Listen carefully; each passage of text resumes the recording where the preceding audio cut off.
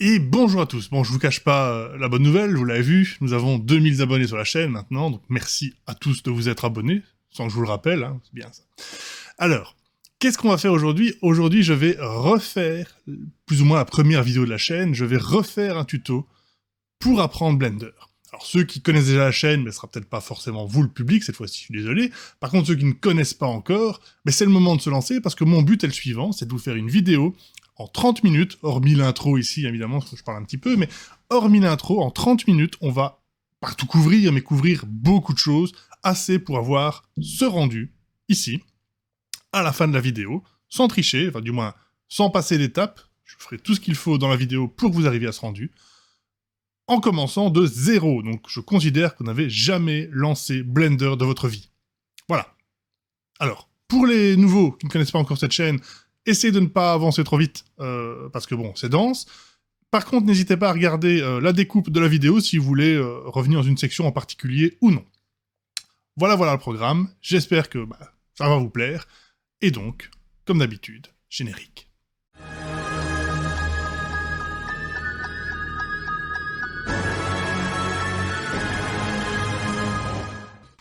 Voilà, donc une fois que Blender est démarré, vous arrivez sur cet écran qui vous demande soit de réouvrir un fichier, soit quel genre de composition ou d'objet vous voulez faire. Dans ce tuto et dans toutes mes vidéos, ce sera toujours Général, qui est en fait la modélisation classique. Donc cliquez sur Général, et vous arrivez sur l'interface de Blender. Alors on va commencer par voir ensemble à quoi correspond chaque élément.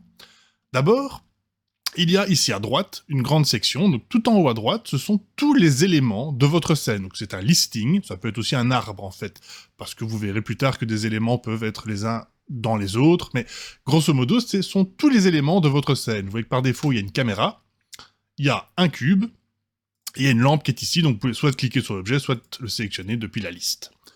En dessous, ce sont toutes les propriétés, donc en fait, c'est là que vous avez pas mal d'actions possibles, pour configurer le rendu, on verra évidemment au fur et à mesure, hein, mais le rendu, la taille du rendu, le moteur de rendu, les options, les matériaux, les modifieurs, tous des concepts que l'on verra par la suite, et qui de toute façon ne nous intéressent pas pour l'instant. Et puis, alors évidemment, en plus du menu classique, où honnêtement, on va aller très rarement, il y a toute une série d'actions ici à gauche, qui sont en fait contextuelles selon ce que vous faites, mais là encore, je ne clique jamais dessus, j'utilise des raccourcis, donc ensemble, je vous invite à faire comme moi, à retenir, pas tous, hein, mais retenir les raccourcis principaux, parce qu'en fait, on gagne beaucoup de temps, et en fait, c'est assez intuitif. Ensuite, le concept qu'il faut retenir, c'est le mode objet et le mode édition. Donc là, nous sommes en mode objet, c'est-à-dire que lorsque je sélectionne un objet, même si je vous ai pas encore expliqué comment bouger, etc., mais j'ai un objet, je suis dans l'entièreté de l'objet, et je ne suis pas en train de modifier sa géométrie, je suis juste en mode objet. A l'inverse, et ça vous devez retenir, si j'appuie sur tabulation, donc tab, là je passe en mode édition, et dans le mode édition, je vais pouvoir commencer à modifier mon objet. Donc voilà, mode objet, c'est de la sélection, mode édition, c'est de la modélisation. Alors, niveau raccourci, ce qui nous importe le plus pour commencer, ce sont les touches suivantes. Le G, le R, le S, le E et le I. On va voir ce qu'ils font. Le G, je vais le faire d'abord en mode sélection, c'est plus facile. Le G permet de déplacer. Si j'appuie sur G, voilà, je peux déplacer mon objet. Alors, évidemment, on est en 3D. Donc déplacer, supposons que je dis, je vais l'amener plutôt par là, vous voyez qu'en fait, je l'ai fait monter. C'était pas forcément ce que je voulais faire. CTRL Z pour annuler, ça je pense que vous connaissez. Comment réussir à bouger un objet exactement où on veut? Alors, il y a plusieurs manières de le faire. Ce que j'utilise le plus souvent dans mes vidéos, c'est que j'appuie sur G, donc je suis en mode bouger, et puis j'appuie sur X, Y ou Z. Alors pourquoi X, Y ou Z? On est en 3D, il y a trois axes, les axes X, Y et Z. X étant l'axe rouge, qui est ici, Y étant l'axe vert, et Z, on ne le voit pas, souvent il est représenté en bleu, c'est un axe aussi, on le voit en fait ici en haut à droite, hein, si vous préférez, mais voilà. Et Z, donc c'est l'axe qui remonte. Si je fais donc G pour déplacer, et que je fais X, vous voyez qu'en fait je ne sais plus maintenant déplacer que sur X. Si j'appuie sur Y, je ne sais déplacer que sur Y, et sans surprise, si j'appuie sur Z, je suis contraint sur l'axe Z. Si maintenant je veux déplacer sur tout sauf un axe, par exemple je veux pas monter, je veux uniquement me déplacer à plat, sur X ou Y, je fais donc G, et je fais majuscule Z, pour dire tout sauf Z, et donc ici je peux me déplacer, vous voyez, sur l'axe vert, l'axe rouge, mais je ne sais pas en fait faire monter le cube. C'est pas grave si vous retenez pas le Shift tout de suite, on l'utilise pas non plus si souvent que ça, mais c'est un raccourci extrêmement pratique. Puis vient donc le raccourci R, pour rotation, le G étant le grab, donc le déplacement, R est la rotation. Je vais tout faire en mode objet, pas en mode édition pour l'instant, parce que c'est un cube, c'est facile à comprendre si vous le voyez bouger. Donc R, c'est la rotation, et sans surprise, Rx est une rotation sur X, Ry sur Y, et Rz est une rotation sur Z. Dans la plupart des cas, faites un clic droit pour annuler, ça marche assez bien.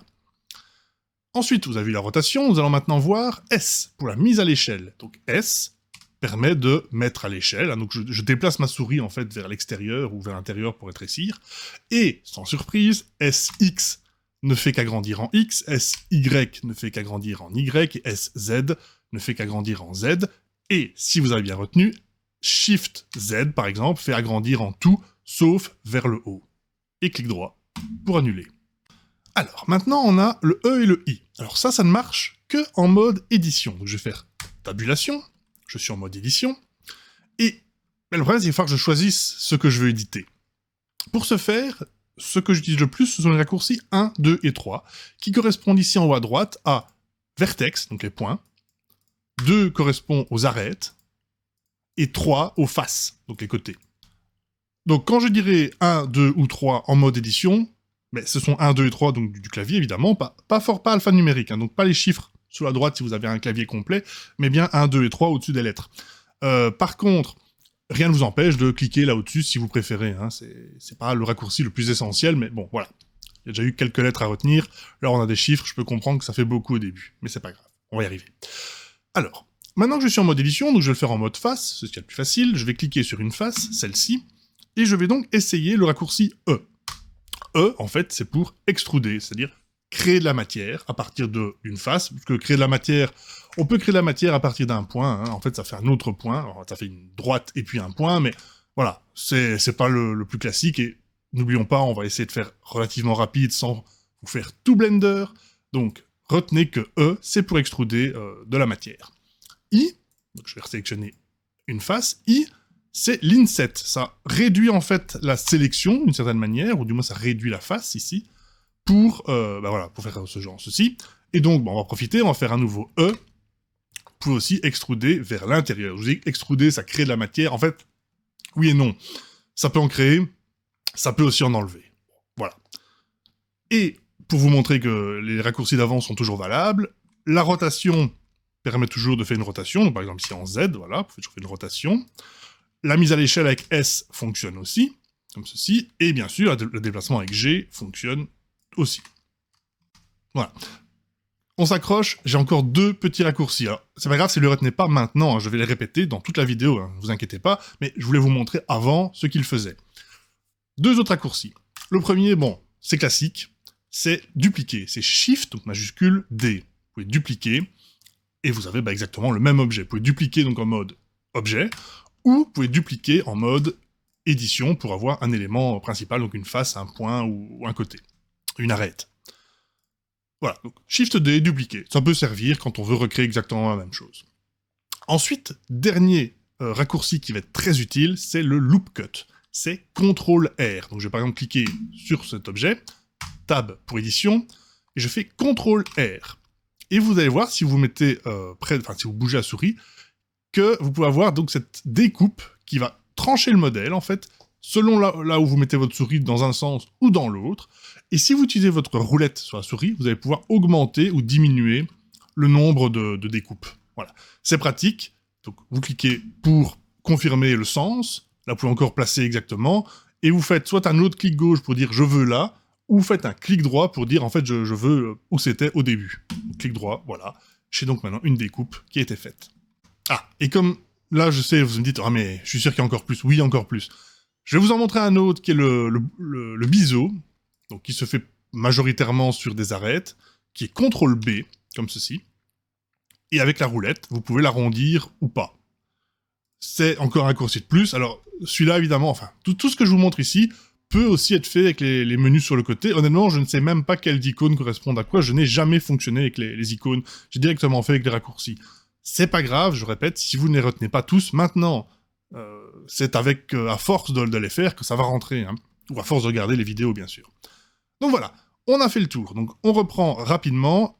G pour déplacer, R pour la rotation, S pour la mise à l'échelle, E pour extruder, I pour inset. Alors bon, ici, on va le faire ici, mais voilà, I pour inset. E permet donc aussi d'extruder vers l'intérieur. Et CTRL B permet de faire un biseau. CTRL R, lui, permet de faire des découpes. Voilà. Maintenant qu'on a vu ça, c'est parti. Ok, alors nous revoilà donc à la scène de départ. Donc, vous pouvez faire fichier nouveau et resélectionner général ou simplement effacer tous vos tests, hein, et faire add mesh cube. Voilà. Donc vous avez votre cube. Tabulation pour passer en mode édition, et on va faire SY pour étirer un petit peu comme ceci.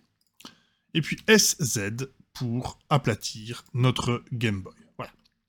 Alors ensuite, on va couper la Game Boy en deux, on va faire CTRL R, et on va se mettre ici, donc faire un loop cut. Pas besoin d'en faire plusieurs, un seul, donc la roulette vers le bas. Enfin, faites aller la roulette vers le bas si vous en avez plusieurs.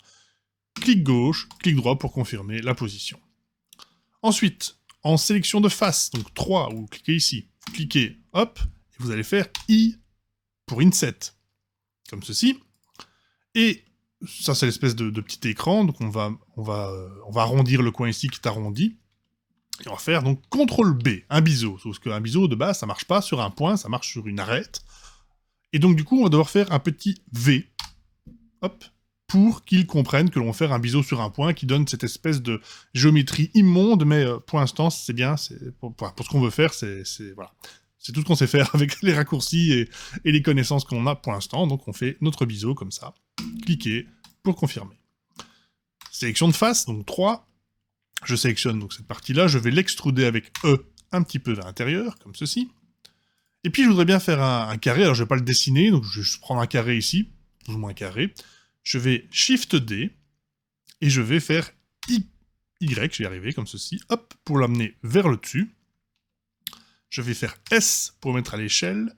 Et alors l'écran de la Game Boy est très très carré, donc on va faire SX pour en faire un carré plus ou moins. Que je vais descendre, parce que là il flotte, donc j'ai Z, hop, il vient de disparaître, je sais donc que je peux faire E pour extruder, et sortir comme ça mon petit écran. Alors ensuite, il y a une petite LED que je vais mettre sur le côté, donc pour ma petite LED, je repasse en mode sélection d'objet, je fais un nouvel objet, je vais faire Add, Mesh, Cylindre. J'ai donc mon cylindre, je vais le monter un petit peu, je vais le mettre à l'échelle comme ceci, voilà. Je vais le placer au-dessus, et je vais le descendre, GZ. Hop. GZ, ici. Ce sera ma petite LED, je peux même la descendre, GY, ici. Voilà. Alors maintenant, on va arrondir un petit peu notre Game Boy, donc on va sélectionner ceci, on va faire tabulation, 2 pour la sélection de côte, enfin d'arête, je clique sur une arête, je fais majuscule, je clique sur une autre, avec la roulette je tourne, majuscule toujours, je clique, voilà, j'ai donc 3 arêtes, et je fais un biseau. Cette fois-ci, c'est un biseau normal, CTRL B, et voilà, donc j'ai donc mon arrondi. Je peux arrondir plus ou moins avec la roulette, hein, pas besoin de faire extrêmement détaillé non plus, donc voilà. Et je vais faire pareil sur ce côté-ci, mais qui est lui beaucoup plus arrondi, donc CTRL B, et je vais tirer un petit peu plus, comme ceci, et augmenter un peu, voilà. Parfait. Alors, je peux aussi, et ça, vous n'êtes pas obligé de le faire, parce que ça va un petit peu... ça va casser votre modèle, je vais pas vous mentir. Vous pouvez arrondir toute la partie ici autour. Pour ce faire, alors, en sélection 2, on peut commencer à faire Shift, et bon, c'est un peu long. Petite astuce, même si on n'a pas vu, faites Alt, clic gauche, ça va sélectionner tout ce qu'il trouve de lié. Shift, Alt, clic gauche, donc pour combiner, et là, il va se débrouiller assez bien sur ce modèle pour trouver tout. CTRL B, hop, voilà, la Game Boy est arrondie, et vous voyez qu'ici, il y a un problème. C'est qu'il y a une sorte de géométrie bizarre qui vient de se former. Alors, le réflexe, c'est qui n'est pas un mauvais réflexe du tout, hein, c'est ce qu'on va faire, c'est de supprimer ce point en trop. Sauf que si je supprime en faisant delete ou en faisant X, donc je vais faire X par exemple, ou supprimer, hein, bon, voilà, il va me dire, qu'est-ce que vous voulez supprimer? Je vais supprimer un point, et là, pof, il vient de me casser tout mon modèle. CTRL Z, on va annuler. On va pas faire un X, on va pas faire une suppression classique, on va faire une dissolution. Dissoudre est simplement, retenez pour l'instant, moins agressif. C'est CTRL X. CTRL X, il a juste enlevé le point, mais il n'a pas enlevé tout le reste. Et nous n'avons plus ce problème de géométrie. La géométrie est dégueulasse, hein. Clairement, je vous recommande pas de faire ce genre de chipotage, mais encore une fois, c'est tout ce que l'on sait faire avec les outils que l'on a vus dans ce tuto. Et c'est pas grave, c'est suffisant, personne ne le verra, c'est entre vous et nous, hein. Chut, c'est pas grave. Ok, on a bien avancé ici, on va maintenant... alors, oui, fait une petite correction ici, donc pour ceux qui ont vu, normalement, cette partie-ci, elle est un peu biseautée. Là encore, avec les outils à disposition, c'est vraiment pas idéal, mais ce que l'on peut faire, c'est, je vais faire Alt, en sélection de face, je vais faire Alt, clic gauche. Voilà, alors il m'a tout sélectionné, je vais enlever cette partie-ci. Je vais même le faire plutôt juste ici à côté.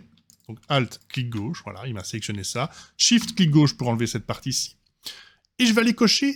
Donc, oui, je vais vous montrer ce que je veux faire. Si je fais G, Z, oui, c'est pas vraiment ça qu'on veut. Moi, je voudrais que ce soit un petit peu plus adouci, que ce soit un peu tout qui bouge.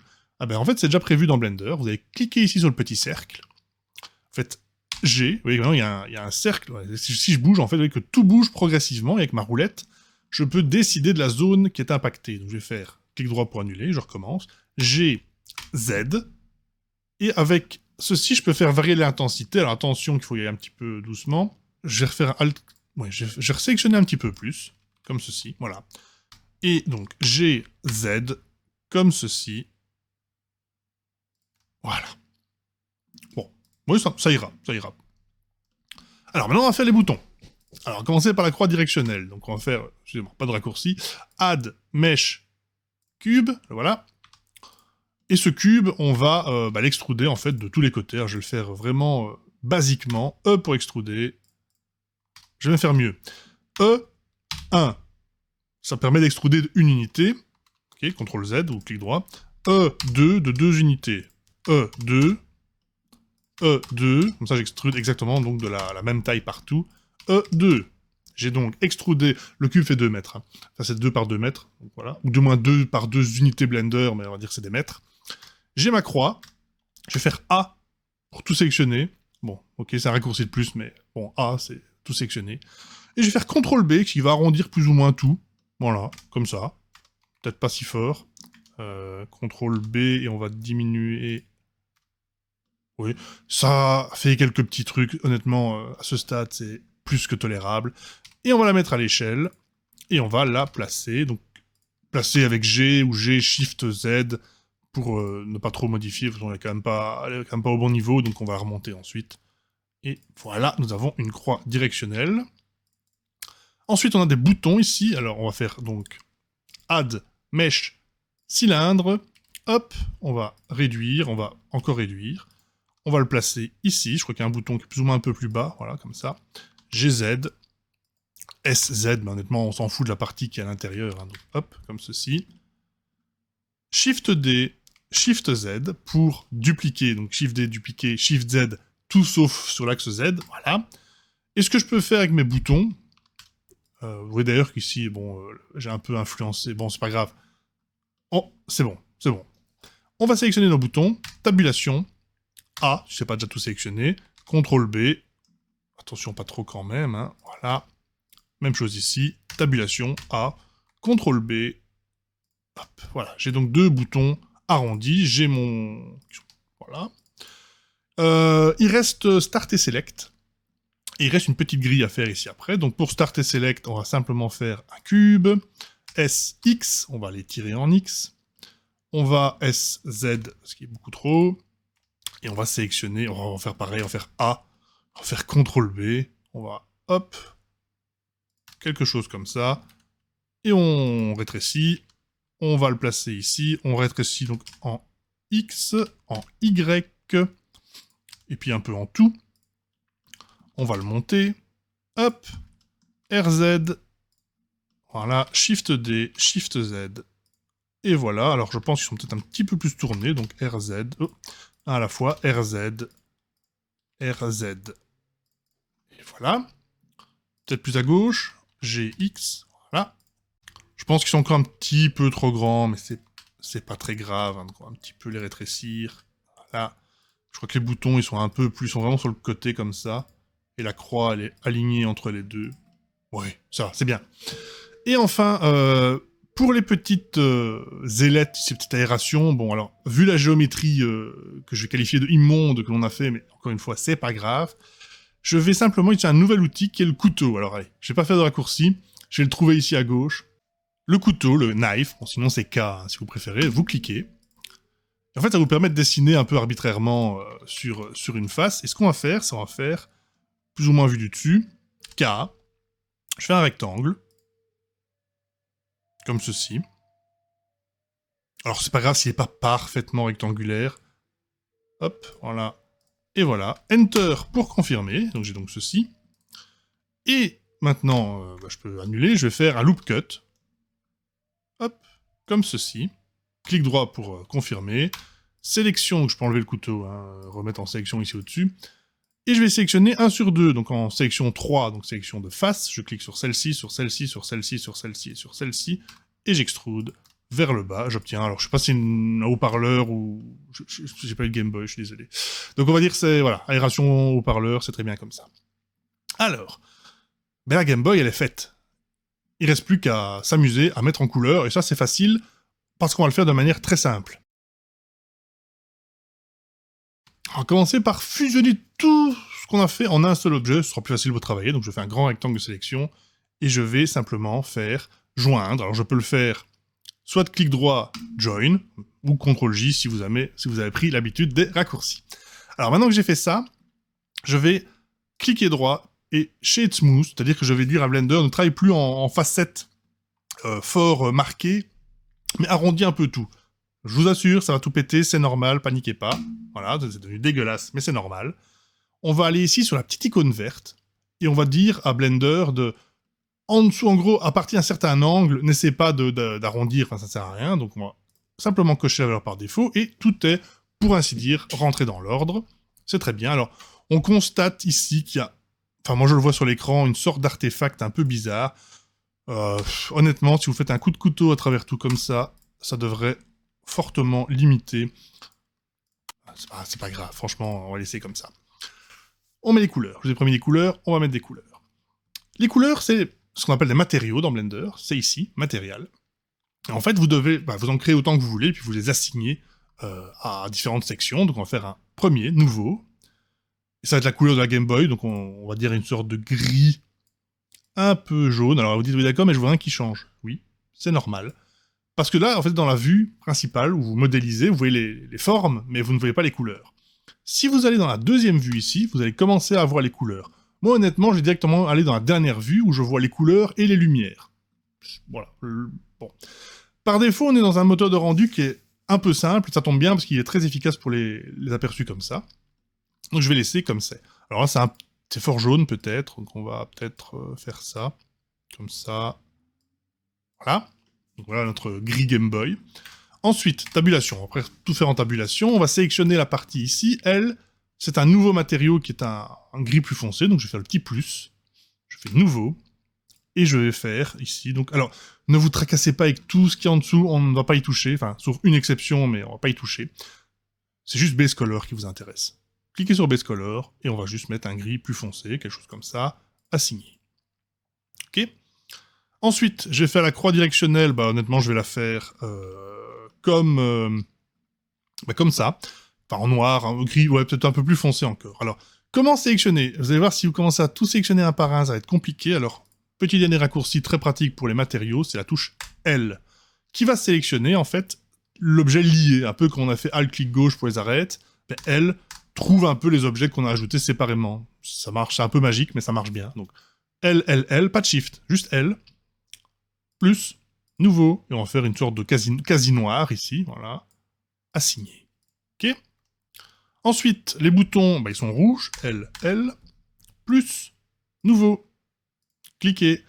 Oui, alors c'est rouge, mais pas trop fort, voilà, on va faire comme ça, peut-être, assigné, voilà.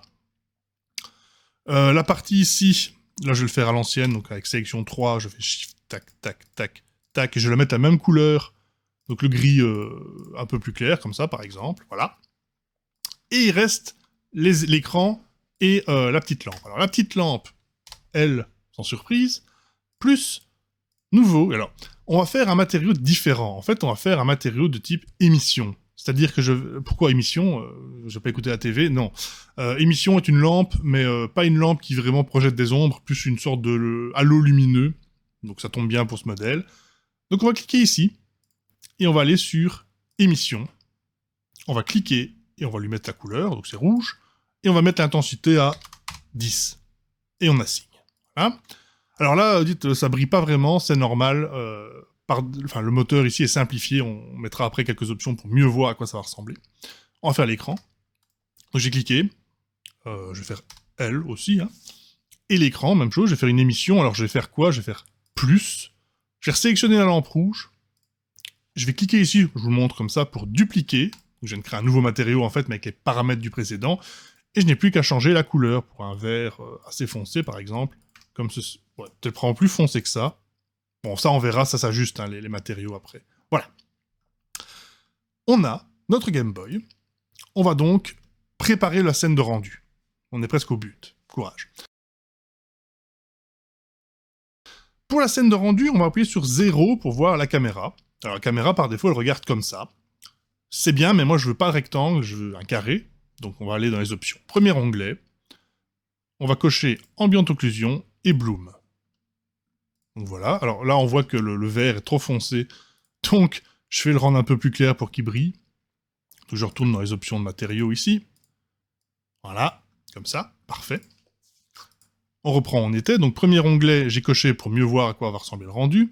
Deuxième onglet, je vais changer la résolution de rendu. Alors soit 1920 par 1920 ou 1080 par 1080, enfin peu importe, bref, quelque chose de carré. Je réappuie sur 0, et maintenant, ma caméra elle est mise, je vais donc tourner ma Game Boy, je vais faire R, X, voilà, R, Z, voilà, et je vais me faire un petit R, Y, allez, on est fou, voilà, un petit peu R, X vers l'arrière, comme ça. Ne vous inquiétez pas avec les ombres, hein, c'est parce que c'est le moteur simplifié, et je vais la mettre plus proche, donc j'ai Shift Z, la mettre plus ou moins ici, ok, je vais ensuite régler les lampes, hein, je vous rassure. Je vais faire un fond. Shift A, j'allais dire, mais voilà, on n'a pas vu le raccourci, donc Add Mesh Plane. S, et on va tirer, comme ceci. On va lui donner un matériau aussi, on va le rendre noir, petite astuce. Donc nouveau matériau, noir. Et alors, j'avais dit qu'on ne changerait pas, sauf une exception, donc la voici. On va diminuer la roughness, en gros on va le rendre super réfléchissant, pas entièrement, hein, comme ceci. Alors pour l'instant ça se voit pas des masses, je sais bien, mais c'est normal. On va remonter parce qu'elle est dans le sol. Ceci.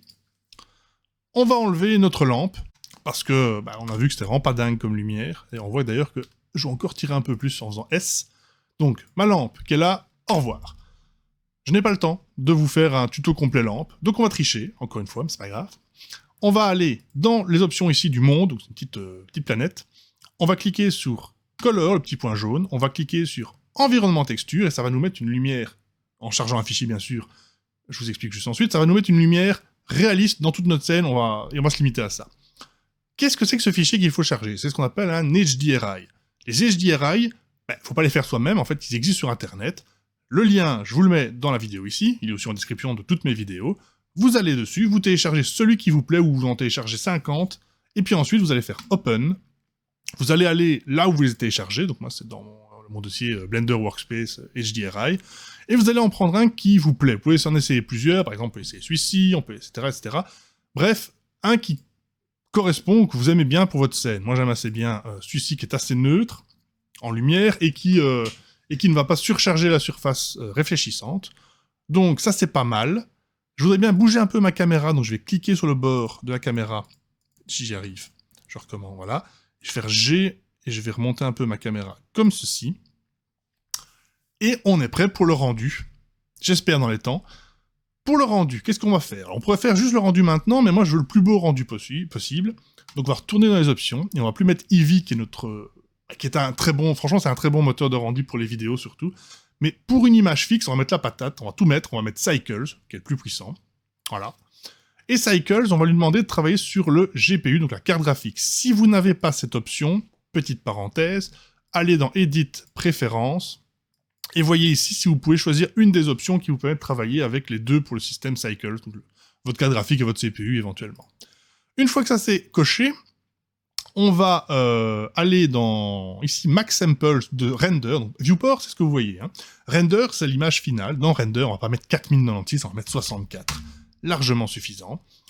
Et on est bon, il ne reste plus qu'à faire Render, Render Image, ou simplement F12, et on se retrouve juste après. Et voilà le rendu final. Alors là, vous dites, wow, l'arnaque, j'ai perdu mon halo lumineux, de fait. Cycles ne gère pas de base le halo lumineux, alors je peux vous montrer comment le remettre, mais ça va être de la sorcellerie pour vous à ce niveau. Je vais le faire, mais voilà. Donc, comment refaire? Vous allez en fait dans Compositing, et vous allez cliquer sur Use Note. Qu'est-ce que c'est que ce truc? Ce truc est un écran qui permet de dire, à partir du rendu initial, d'appliquer des transformations, en gros des filtres, on va dire des filtres, sur l'image pour le rendu final. Moi, je veux un seul filtre, qui est le filtre, alors, je peux le faire depuis Add, Search, je tape Glare, G-L-A-R-E, je clique, je le mets au milieu, et ce Glare, en fait, c'est le halo. Il faut juste le changer de Streaks en Fog Glow. C'est en gros, mettez les valeurs que je vous dis pour l'instant. Et si vous refaites le rendu, cette fois-ci, vous aurez bien un halo lumineux sur votre écran vert. Et voilà, rendu final, donc cette fois-ci, avec ce petit filtre de glare en plus. Donc, on a réussi, on a fini dans les temps, normalement, oui, je suis sûr, j'ai vérifié l'heure, mais ça devrait être bon. Donc, on a évidemment été assez vite, on n'a pas été en détail ou en profondeur sur beaucoup de choses, mais on a fait un petit peu de tout pour débroussailler le terrain et vous montrer qu'il est possible, sans énorme connaissance, de faire un modèle assez sympathique, avec au final pas tant d'actions différentes que ça. Moi je vous invite à essayer de votre côté, donc de refaire ce modèle en même temps que la vidéo ou à part, comme vous le préférez. En tout cas, j'espère que cette vidéo vous a plu. Encore une fois, merci donc pour les 2000 abonnés, et d'ici la prochaine vidéo, passez tous une excellente journée.